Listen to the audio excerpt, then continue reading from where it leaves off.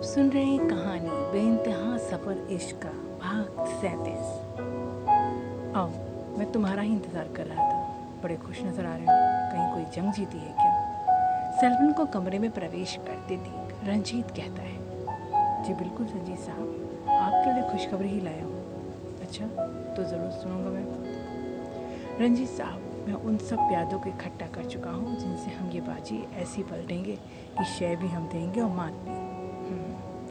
वे उसकी बात गौर से सुनने टेक लगा लेता है। दीवान परिवार आपकी मुट्ठी में है। अब आप चाहें जैसा चाहेंगे वैसा ही होगा।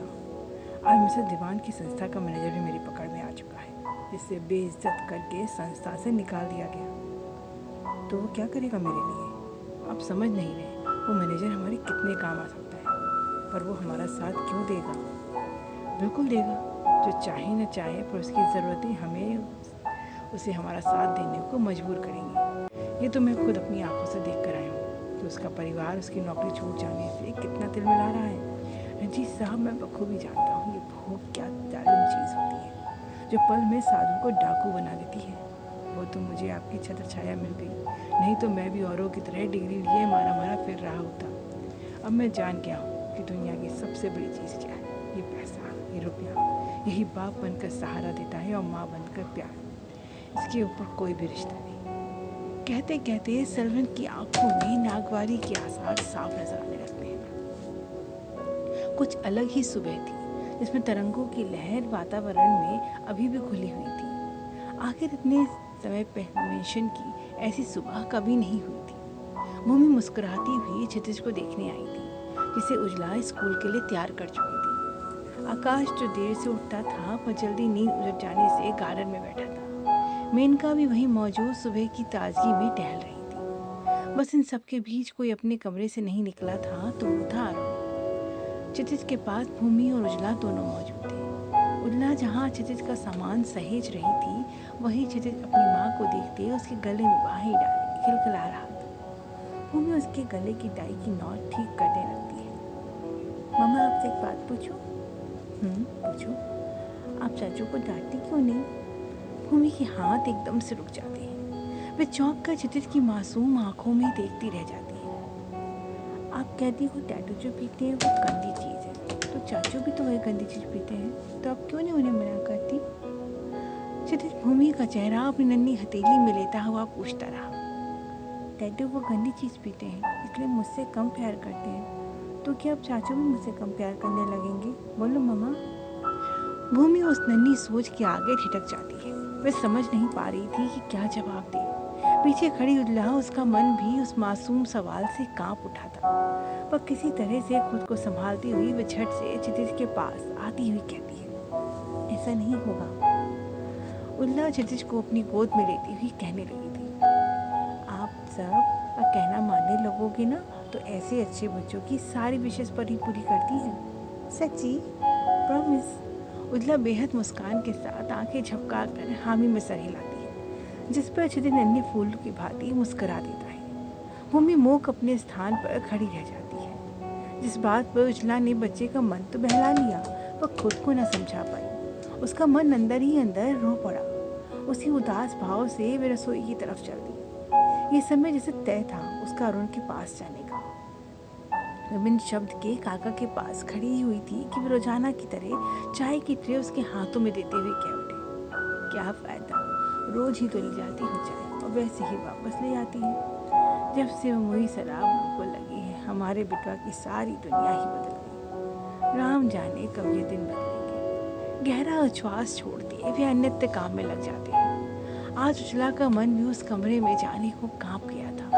पता था क्या दिखेगा, वही निस्तेज चेहरा जिसकी तलहटी पर मिटती हुई सबकी आशाएं दिखेंगी। बस उस चेहरे को इस बात का होश नहीं होगा। वे मुरझाए मन से उस कमरे की ओर बढ़ गई थी। शराब का सिलसिला जो उस दिन से शुरू हुआ था, वे अभी तक रात दिन चल रहा था। जिसने खुद को अपने कमरे में कैद कर लिया हो, उसके लिए अब दिन क्या और रात क्या कुछ भी फर्क नहीं रह गया था। इस समय भी अरुण ने सुबह से ही काफी शराब पी रखी थी और उसे खुद का होश ही नहीं था। उजला सहमे कदमों से कमरे में आती, ट्रे मेज पर रखती हुई छिपी नजर से अरुण की ओर देखती एकदम से चौंक जाती है, क्योंकि वह उसी की ओर देख रहा था। वह वापस नजरें झुका कर जाना चाहती थी कि उसकी पुकार सुन ठिठक कर रह जाती है। इधर आओ। वह नशे में बार बार बंद हो रही अपनी निगाह को जबरन खोले उजला को इशारे से अपनी तरफ बुलाता है। वह होंठ पीछे संकुचाती हुई उसकी ओर चल देती है। अरुण आधा लटका सा बिस्तर पर पड़ा था। इसके एक हाथ की दूरी पे आकर उजला खड़ी हो जाए। मेरा बहुत मन कर रहा है कि तुम्हें एक बात बताऊं। वह अपनी लड़खड़ाती हुई आवाज में कहने लगता है और सामने खड़ी उजला मौन खड़ी रह जाती है। तुम्हारा किसी को अंदर से तोड़ने का मन हो ना, तो बस उसे इतना यकीन दिला दो कि तुम उसके साथ हमेशा रहो। उसे बताते रहो कि तुम उसके लिए बहुत कीमती हो। फिर जब उसे तुम्हारी बात पर यकीन हो जाए तब उसे एकदम से छोड़ दो। यकीन कर, वो शख्स पूरी तरह से टूट जाएगा। बस ये बात चोट खाने वाले से पहले मैं नहीं समझ सका। उजला का दिल धक से होकर रह गया। उसे डर सताने लगा कि कहीं वो उसे पहचान तो नहीं लिया। इससे वह घबराती हुई पूछ उठी, आप ये मुझसे क्यों कह रहे हैं? किसी दर्द की तरह ये शब्द उसके दिल से गुजर गए। वह घबरा कर 2 कदम पीछे होने लगी। उजला इस बात के लिए बिल्कुल तैयार नहीं थी, पर अरुण को तो जैसे खुद का होश ही नहीं था। तभी अरुण लपक कर उसकी कलाई थाम लेता है, जिससे वे दर्द से कराह उठी। क्योंकि तुम्हारी मौजूदगी हमेशा मुझे उस शख्स की याद दिलाती है जिसे भूलने की कोशिश में मैं खुद को मिटाने चला हूँ। झटके के साथ वह उसकी कलाई छोड़ देता है।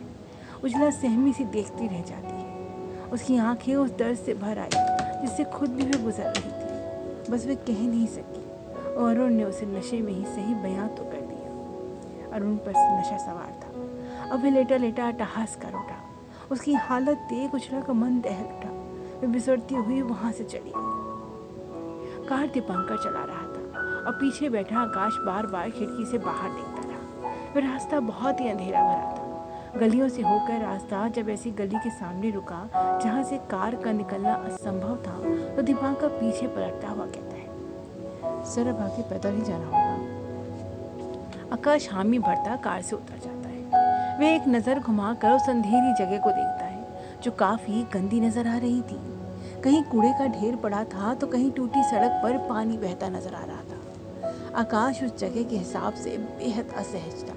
वह मजबूरी बश में दीपांकर के पीछे पीछे चलता रहा। दीपांकर आगे आगे परिचित रास्ते की ओर बढ़ता रहा और उसके पीछे पीछे आकाश नाक पर रुमाल रखे चल रहा था। कुछ ही पल में वे किसी अंधेरी जगह पर थे जिसके अंदर को जाते रास्ते पर एक मरगिल्ला सा पीला बल्ब चल रहा था।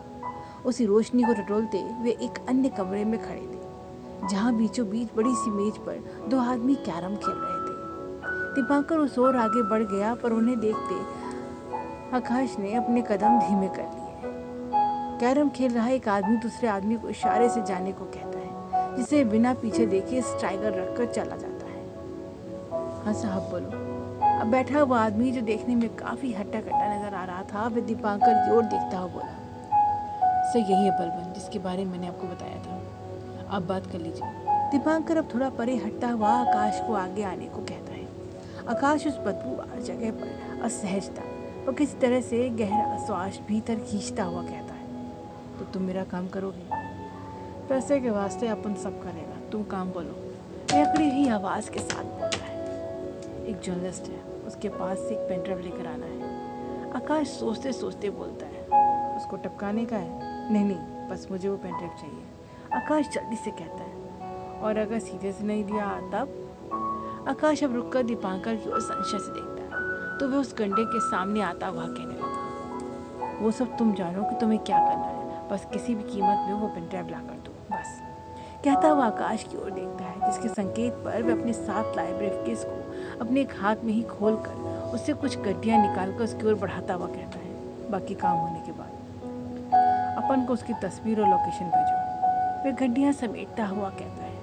ये सुन दीपांकर अपने कोट की जेब से एक तस्वीर निकालकर उसकी ओर बढ़ाते हुए कहने लगा, ये है, और इस वक्त वो दिल्ली में है। वो नरक में भी होगी ना, तो वहीं पर उसको ढूंढ कर निपटा कर फिर नरक में फेंक देगा अपन। बस माल बरोबर मिले तो काम भी बरोबर होगा। कुंडी की बात सुन आकाश कहता है, उसकी तुम चिंता मत करो, बस काम होना चाहिए। बात समझो, हो गया? उसके कहते दोनों एक दूसरे का चेहरा देखते तुरंत वहाँ से बाहर निकलने लगते हैं। दोनों साथ में उस अंधेरी गली को पार करके कार तक पहुंचते हैं तो आकाश संशय से दीपांकर की ओर देखता हुआ पूछता है, ये कुछ गड़बड़ तो नहीं करेगा ना? डोंट वरी सर, ऐसा कुछ नहीं होगा। सर मैं 1 मिनट आता हूँ, कहता हुआ दीपांकर कार को अनलॉक करके दोबारा उस गली के अंदर तेज कदमों से चल देता है। एक क्षण में ही वह दोबारा उस गुंडे के सामने खड़ा सख्त हाव भाव के साथ हाथ से इशारा करता है, जिसपे वो गुंडा बिना कुछ बोले एक गड्डी उसकी ओर बढ़ी हुई हथेली में रख देता है। दीपांकर वापस बाहर चला जाता है। उसको जाते देख वह गुंडा टेबल पर पैर पसारते हुए बुदबुदा उठता है, साला ये कोट पैंट वाला अपन से भी कमीना निकला।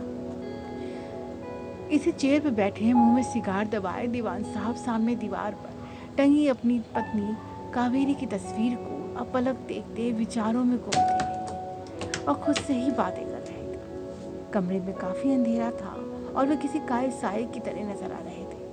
तभी एक खट की आवाज से उनके विचारों की तंद्रा टूट जाती है और वे आवाज की ओर पलटकर कमरे में किसी आकृति को प्रवेश करते हुए देखते हैं। वे आकृति को पहचानने की कोशिश करते हुए पूछते हैं, कौन है वह? वे आकृति कुछ और अंदर कमरे में आती हुई कुछ फासले पर रुक जाती है। उसके हाथों में कुछ था। कुछ पल तक कमरे में खामोशी छाई रही। शायद वो कुछ कहने की हिम्मत जुटा रही थी। वह झिझकती हुई कहती है, जी मैं हूँ। मैं कौन? कुर्सी की पुष्ट से पीठ हटाकर उस तरफ झुककर गौर से देखते हुए पूछते हैं, मैं उजला। आवाज सुनकर वे फिर से कुर्सी की पीठ सताते हुए बोले, ओह तुम हो, यहाँ क्यों आई हो? कॉफी देने आई थी। आप खाने के बाद कॉफी लेते हैं ना? ट्रे से कप उठाकर उनकी ओर बढ़ाती हुई वे कुछ पल तक वहीं खड़ी रही, फिर कुछ सोचकर वापसी की ओर मुड़ने लगी। क्या हुआ, कुछ और कहना है? जी आपसे एक बात पूछ सकती हूँ? अगर सुबह वाली बात के लिए कुछ पूछना है तो मेरा जवाब ना में होगा, इसके अलावा तुम कुछ भी पूछ सकती हो। उजला बहुत झिझकती हुई पूछती है, यहाँ आपके सिवा तो कोई नहीं है, फिर आप किससे बात कर रहे थे? उजला कुछ क्षण तक खड़ी उनके जवाब की प्रतीक्षा करती रही, पर जब वे कुछ ना बोले तो सर झुकाती हुई कह उठी, शायद मुझे नहीं पूछना चाहिए था। उजला खामोशी से वापस मुड़कर चली। दरवाजे पर पहुंचते ही पीछे से उसकी पुकार सुनते उसके पैर वहीं थमे रह गए। रुको बेटी, वे बेहद कसे भाव से कहते हैं, पर उनके शब्द जैसे उसके पैरों में बेड़ियां डाल उसे वहीं रोक लेते हैं। वो तुरंत उनकी ओर आती, उनकी ओर झुकती हुई कह उठी, मुझ बदनसीब के तो भाग ही खुल गए। मुझ बदनसीब को आपने बेटी कहा। अरे अरे उठो उठो, तुम उठो। उस श्वास छोड़ते वे कहने लगी थी, तुम जानना चाहती थी ना कि मैं किससे बात कर रहा था? जी अगर आप बताना चाहें तो। एक गहरी श्वास छोड़ते वे बोलने लगते हैं, अपने गुजरे वक्त से बातें कर रहा था। क्या करूं, जब अकेला होता हूं तो मेरा अतीत आकर मुझे घेर लेता है। आपको अकेलापन क्यों लगता है, जबकि आपके आसपास आपके अपने सारे तो हैं?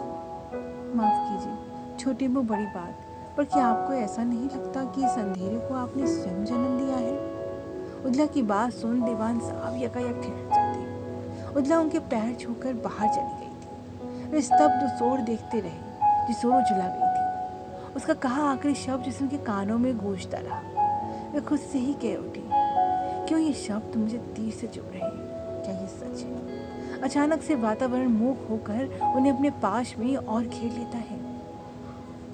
भूमि कमरे के उस खुले हिस्से में बैठी थी जहाँ के बड़े से कांच की सर्दियों की धूप छन छन कर आ रही थी। उसकी उंगलियां जल्दी जल्दी स्वेटर बुन रही थी। उस कमरे में आती उजला दरवाजे पर ठिठक जाती है, अरे वहाँ क्यों रुक गई, अंदर आओ।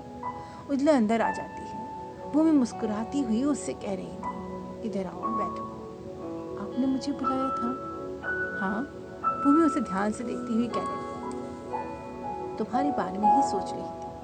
तुम क्षितिज की देखभाल बहुत अच्छे से कर रही हो, इतनी कि उसकी नई नैनी रखने की बात तक मेरे दिमाग से निकल गई, पर मैं तुम्हारे बारे में सोच रही हूँ। जी क्या?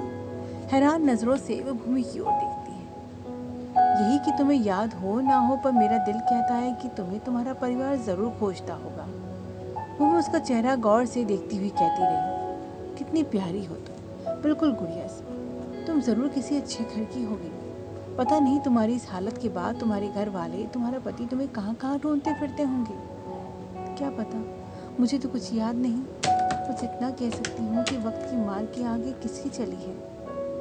हाँ ठीक है, पर मैं सोचती हूँ कि क्यों ना तुम्हारी तस्वीर अखबार में छपवा दूँ। हो सकता है तुम्हारे बारे में कोई कुछ बता सके। नहीं नहीं, क्या पता इससे मुझे कुछ और परेशानी हो जाए।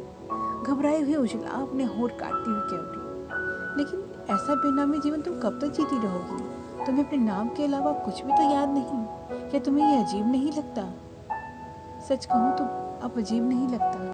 पहले मन बहुत डरता था, पर आपके पास रहते ही मुझे बहुत अपनापन लगता है। लेकिन उजला, भूमि की बात अधूरी रह गई। तभी एक नौकर दौड़ता हुआ आता कह रहा था, मालकिन चलिए चलिए, छोटे माँ की सीढ़ियों से गिर गए। ये सुनते ही दोनों के चेहरों की हवाइयाँ उड़ गई। भूमि तेजी से कमरे के बाहर निकली और उसके पीछे पीछे उजला गई। डॉक्टर आया, देखकर चला गया। अरुण को ज्यादा चोट नहीं आई थी, पर उसकी मानसिक हालत अभी भी नहीं सुधरी थी।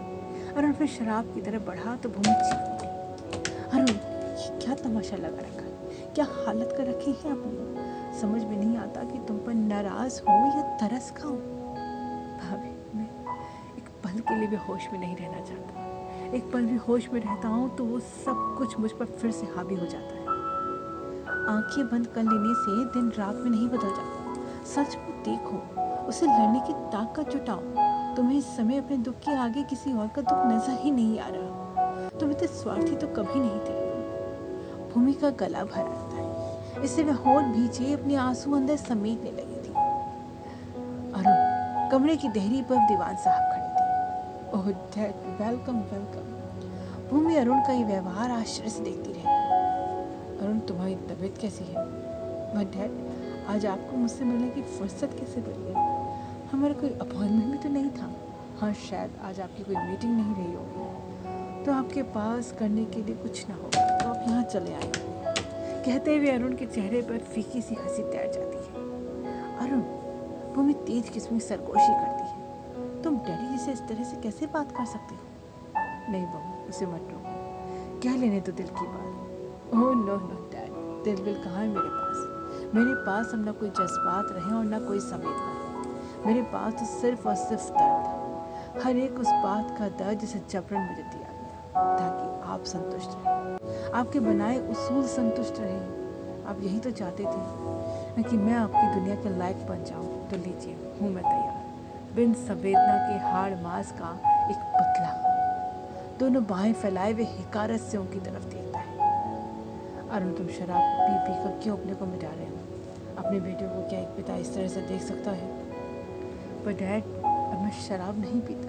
सच, अब मैं बिल्कुल शराब नहीं पीता।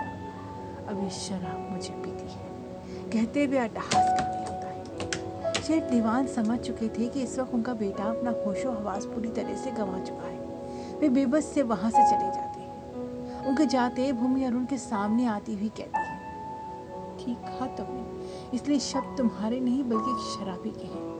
और शराबी का कोई रिश्ता, कोई परिवार नहीं होता।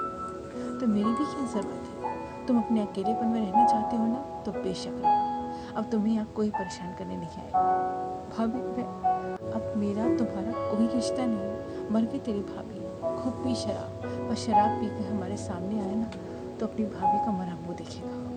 विपड़ती हुई भूमि तुरंत उस कमरे से चली गई। उजला ये सब दरवाजे की ओर से देख रही थी, और जाने उसके मन के अंदर से क्या टूट के और बिखर चुका था। रोजाना की तरह सुबह हुई। उजला रोजाना की भांति और उनके कमरे की तरफ ट्रे लेकर बढ़ रही थी। दरवाजा खोलकर अंदर आते ही ट्रे मेज पर रख देती है। खट की आवाज से अरुण की नींद टूट जाती है। वो उस ओर देखता है तो देखता रह जाता है। उजला ट्रे में चाय की शराब की बोतल लाई थी और बिना अरुण की ओर देखे वो उसे कप में उड़ेल रही थी। अरुण चौंक कर उठ बैठता है। ये सब क्या है? पर इसके विपरीत उजला सहजता से कह उठी, बेटी, तो आप पीते नहीं, ये शराब तो आपको बहुत पसंद है, तो इससे दिन की शुरुआत अच्छी रहेगी। कहती हुई उजला उस कप में शराब उड़ने लगती है। ये देख अरुण असहज होता बोल उठता है, तुम होश में तो हो? जी बिल्कुल, पर आपको अपने होश गंवाने हैं ना, तो लीजिए, किस बात की हिचकिचाहट? हाँ, मुझे बनाना तो नहीं आता, क्या पानी डाल दें? या शायद नहीं। अरुण बहुत जब उसे देखता रहा तो शराब की जो बोतल की शराब कप में उड़ेलती है, उसमें पानी डालती है, फिर उसे वापस बोतल में उड़ेलने लगती है। अब बोतल उसकी ओर बढ़ाती हुई कह रही थी, ओह शायद पूरी बोतल ही पिएंगी आप। अरुण गुस्से में बोतल परे हटा देता है, जिससे वो उजला के हाथ से छूटकर फर्श पर गिर पड़ती है। उजला, तुम मुझसे इस तरह की कैसे बात कर सकते हो? क्यों? क्या नशे में ही हद पार की जा सकती है? और आपको किस बात की हिचकिचाहट? आप तो अपने पिता से, अपनी माँ समान भाभी से भी बेहूदगी कर सकते हैं। आज क्षितिज आपको ऐसे देखकर आपके पास आने से डरता है, तो क्या हुआ?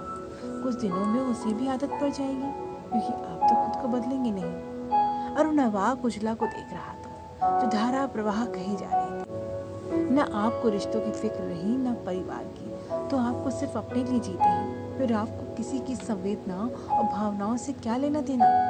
ये बस आप खुद को धोखा दे रहे हैं। अरुण अभी भी शून्य बना उसे देखता रहा। भगवान के लिए इस तरह अपनों को मत तड़पाइए। आप जरा बाहर निकल कर देखिए, आपकी इस हालत का असर आप अपनों के चेहरे पे पाएंगे। मैं तो खुद को सजा देता हूँ, ये आपका भ्रम मात्र है। आप खुद को नहीं बल्कि उनको तकलीफ दे रहे हैं जो आपके अपने हैं। तुम्हें क्या पता मेरे बारे में? मैं तंग आ चुका हूँ उस फरेबी दुनिया से, अब नहीं कर सकता इसका और सामना। अरुण झुंझलाते हुए दोनों हाथों से अपने बाल पकड़ लेता है। हाँ, नहीं जानती आपको, पर इतना ज़रूर जानती हूँ कि दूसरों की बुराई के लिए अपने अंदर की अच्छाई पर शक नहीं किया जा सकता। क्या हुआ जो लोग आपको बुरा समझते हैं? समझने दीजिए। नहीं, जिम्मेदारी है आपकी हर किसी को ये समझाना। हर इंसान की गवाही उसका अपना वक्त होता है, तो उस वक्त को आपके पास आने का मौका तो दीजिए। आप इस दुनिया के लिए ना सही, कम से कम अपनों के लिए खुद को संभाल लीजिए। छोड़ दीजिए नई शराब। उजला के स्वर में विनती उभर आई थी। अरुण अभी भी स्तब्ध बना हुआ था। उजला फर्श की ओर झुकी हुई थी। कमरे में कुछ पल मूकता छाई रही। निशब्दता सी कमरे में छाई हुई थी। अरुण उठकर उस ओर बढ़ गया था जहाँ कतारबद्ध शराब की बोतलें सड़ी थी। उजला अनबूझी सी उसकी ओर देखने लगी, जबकि अरुण की पीठ उसकी ओर थी। वह उन शराबों पर उंगलियां फिराते हुए बुदबुदा उठा, सब यही चाहते थे कि मैं शराब छोड़ दूं। मैं रोज से उन बोतलों पर हाथ फिराने लगा था।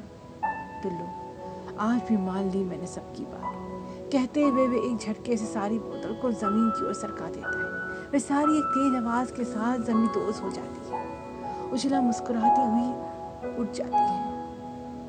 मैं चाय लाती हूँ आपके लिए, वो उठ के जाती हुई कहती है। पर उस कांच की आवाज में उस जहाँ उजला का आखिरी शब्द दब गया था, वहीं और उनका आखिरी कहा वाक्य भी वे नहीं सुन पाई, जिसमें वे बेहद दर्द के साथ कह उठा था, सबको लगता है मैं नशे से बाहर आ जाऊंगा, पर वे नहीं जानते हैं कि किसी की यादों का नशा सबसे खतरनाक होता है। खिन्न मन के साथ भूमि संस्था निकलने को तैयार थी। उसका नाश्ता अभी भी मेज पर जस का तस रखा था, पर उसने उधर पलट कर भी नहीं देखा। वे अपने पर्स में ज़रूरी सामान डालती जो ही पलटती है, सामने अरुण को खड़ा पाती है। पर उसे देख पहली बार वे अनजाना सा भाव अपने चेहरे पर लाती वे बाहर निकलने वाली थी, पर उनकी आवाज़ सुन वहीं ठिठक कर रह जाती है। भाभी, नाराज़ हो मुझसे? भूमि जानकर अपनी भावनाओं को समेटती दूसरी ओर देखने लगती है। भाभी देखो, मैंने आज शराब नहीं पी है, तभी आपके सामने आया हूँ। अरुण नजरें झुकाए उसके सामने खड़ा था और भूमि के चेहरे पे आश्चर्य के भाव तैर रहे थे। आपसे माफ़ी मांगने आया हूँ। कब से हिम्मत जुटा रहा था ये कहने की, आखिर मैंने अपनी भाभी माँ का दर्जा झुकाया है। भूमि हैरान उसका चेहरा देखती है, अब उसके पास आती बढ़कर उसके सर पर हाथ फिराती कह उठी, तूने बस जहर छोड़ दिया? यही मेरे लिए बहुत काफ़ी है अरुण। मैं बता नहीं सकती आज मैं कितनी खुश हो गई हूँ, कितने दिन बाद फिर से मेरा अरुण वापस आ गया है। भूमि खुशी के मारे उसका माथा चूम रही थी, उसकी आंखें खुशी के मारे झलक आई थी। तो आपने मुझे माफ़ कर दिया। अब आखिर क्या होगा अरुण और किरण की ज़िंदगी का? क्या उजला बनकर ही रह जाएगी? आगे की कहानी जानने के लिए सुनते रहें बेइंतहा सफ़र इश्क का। कहानी पसंद आने पे लाइक करें, सब्सक्राइब करें और अपने मित्रों से साझा करना बिल्कुल ना भूलें। धन्यवाद।